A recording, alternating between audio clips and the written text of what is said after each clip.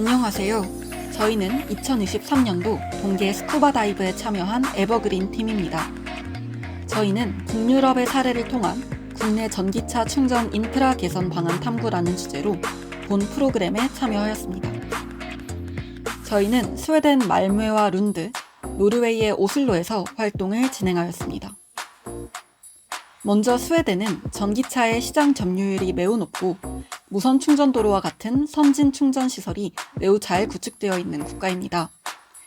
스웨덴에서 저희는 주차 서비스와 차량 공유 서비스를 제공하는 말메시 소유 공기업 파킹 말메, 말메시청 도로교통과 전기차 충전 시스템을 개발하고 현재 무선 충전 도로를 연구 개발하고 있는 회사 일론로드, 무선 충전 도로 관련 연구를 진행하고 있는 룬드 대학교의 대학원생을 만나 인터뷰를 진행하였습니다. 저희가 다음으로 선택한 국가 노르웨이는 전기차 보급률이 세계 1위이며 각종 정책적인 측면에서 전기차 도입을 장려하고 있습니다. 노르웨이에서는 노르웨이 정부에서 기후 및 환경 정책을 수립하고 조정하는 기후환경부와 만나 인터뷰를 진행했습니다. 지금부터 저희의 활동을 소개합니다.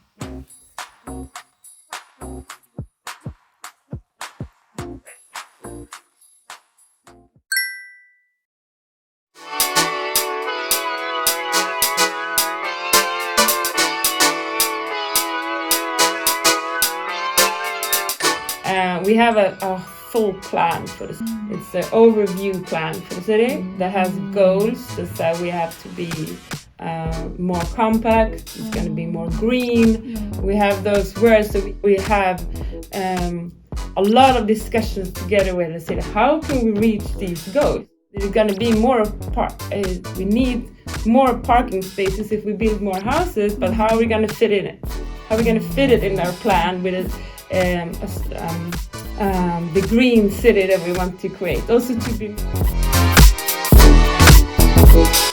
we don't want to build too much because of creating a huge pile of technique waste, because eventually all these charges has to be changed, and what is going to happen with all the old ones and all that. So we have to citizens of Malmö to change to an electric vehicle, but we're not going to overbuild.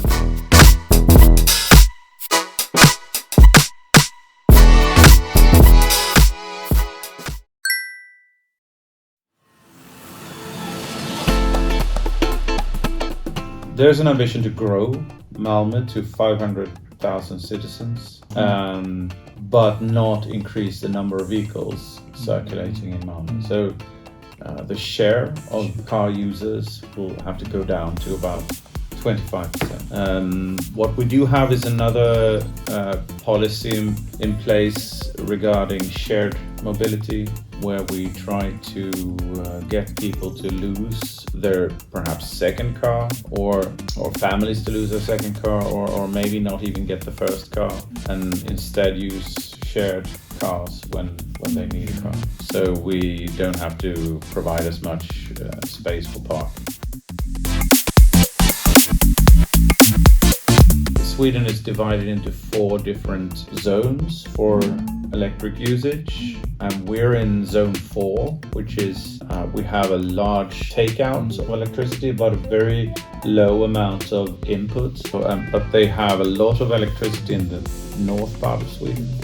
But because we have such a low degree of input to the electric grid and a large degree of output, we have a shortage on certain areas. So we also need to look at where are we able to provide electric output. So it's not just about where the cars are, we need to see where is the electricity and match that. It's not just a mathematical calculation of how many charging posts we need, it's also about where can we place them.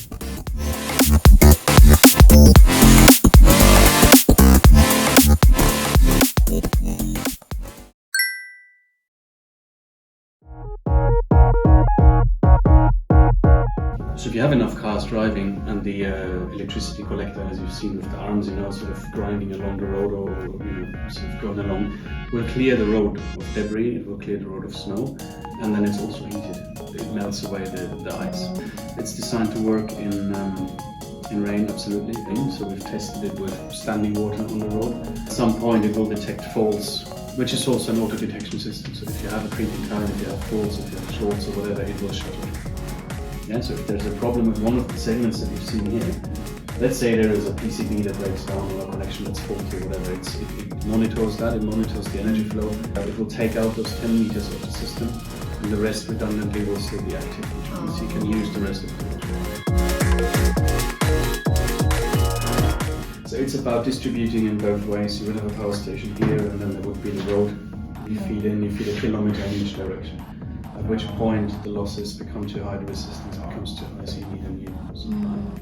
And also the cabling and then everything connected to system losses and data losses and so on. It's also about redundancy, because if one of these substations fails, and if you had a 100 kilometer supply, the whole road would be offline, right? So there's a matter of that. What's very interesting is if battery storage comes into it, and you have batteries at every second substations to supply, to buffer intermittency, you need to maintain maybe 20-30% as an emergency buffer for emergency services or a blackout, a grid breakdown, any of these sort of scenarios. I think that's the most exciting thing in the next 4 years or so, 2 to 4 years going forward, where we start building in France in next year or end of this year, and then possibly also in Germany and maybe other countries. Sweden will build its first commercial electric road in, well, it should have been built this year, but it will be built next year now. We already had that discussion with them, we had handed it in, but then traffic agencies withdrew that application to rework the budget. So it will be slightly different, but in the end it will result in 30 to 40 kilometers of commercial motorway.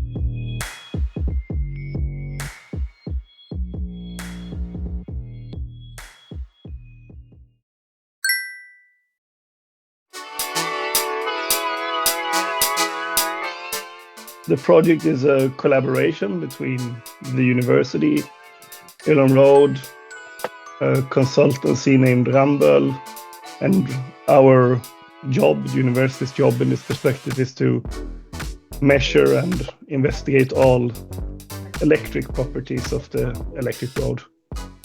And I think one of them is the issue of efficiency and losses. The issue is once you start to build a road that is like 2 kilometers long. But an issue that we have also seen in the project is a parasitic capacitant. They can actually go a current through you. And one of them is regulations.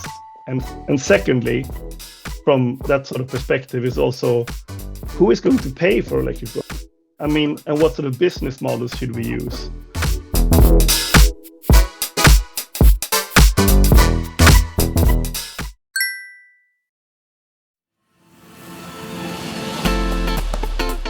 But one of the key there is to not over-subsidize, to subsidize just enough so that you have the bare bones infrastructure, but do not subsidize charger number 2 on the same area. Because if you do that, then you'll end in a perpetual subsidy hole where every new entrant is getting subsidized and out-competing the old so that they go bankrupt. And you don't want that. You want a healthy competition, and you want them to earn money so that they see profitability in building out more and more.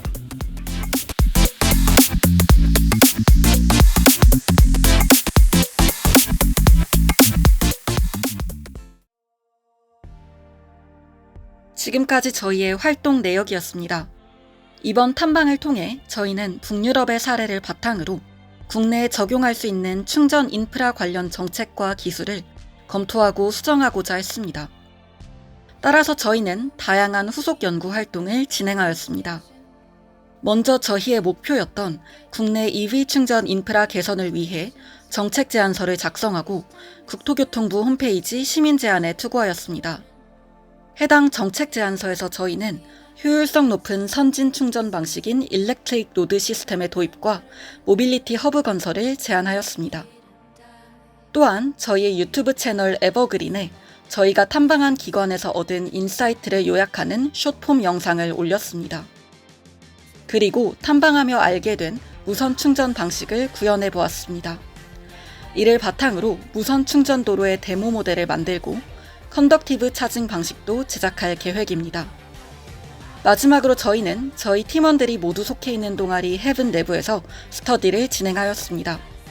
탐방을 통해 배운 내용을 동아리원들과 공유하는 시간을 가질 수 있었습니다. 탐방을 진행하면서 저희는 현재 전기차 충전 인프라의 최첨단을 달리고 있는 국가들의 현황과 그들이 발견한 한계점 등을 파악할 수 있었고, 이를 바탕으로 국내에 어떻게 적용할지 고민해 보았습니다.